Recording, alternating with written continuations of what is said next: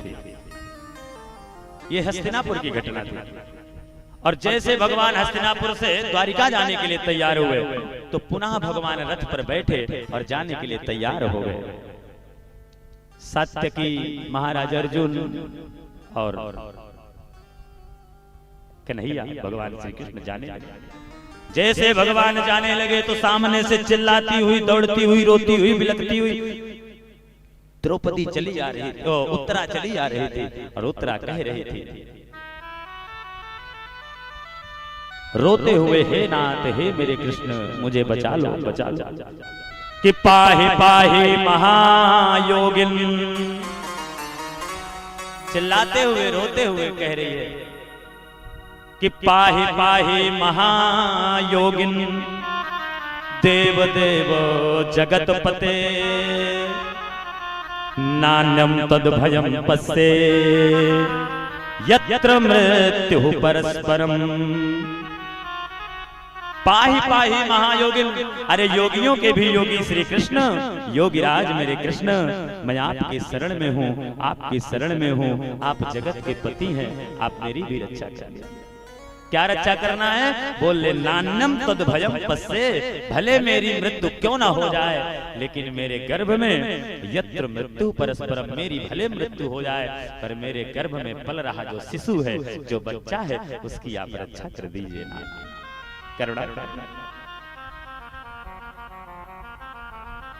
और सही बताए, ये वही कृष्ण है जो पूरे महाभारत के युद्ध में शस्त्र नहीं उठाया, लेकिन वही श्री कृष्ण है कि जैसे रोते हुए, बिलखते हुए उत्तरा भगवान के चरणों में गई और पुकार, करुण पुकार से पुकारी भगवान को, तो जो भगवान कभी किसी माता के गर्भ में नहीं जाते। आपने सुना होगा भगवान का जन्म तो होता नहीं, जन्म तो मनुष्य का होता, जिसका जन्म उसकी मृत्यु। तो भगवान का क्या होता है? बोले अवतार होता है। अवतार किसे कहते हैं? जो ऊपर से सीधे नीचे उतर जाता हो, प्रकट हो जाता हो, तो भगवान का अवतार होता है, जन्म नहीं होता।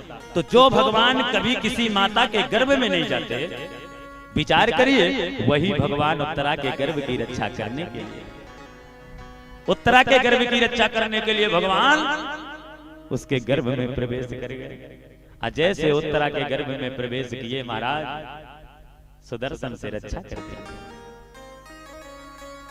और ऐसी रक्षा किए, ऐसी रक्षा किए कि उत्तरा भी बच गई और उत्तरा का गर्भ भी बच गया।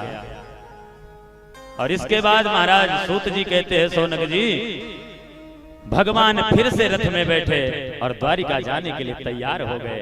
जैसे द्वारिका जाने लगे तो कुंती महारानी दौड़ते हुए भगवान के पास आ गई और कुंती रोने लगी और कहने लगी, नाथ, कृष्णाय वासुदेवाय देवकी नंदनाय चा नंद गोप कुमाराय गोविंदाय नमो नमः। अरे प्यारे नंद गोपाल,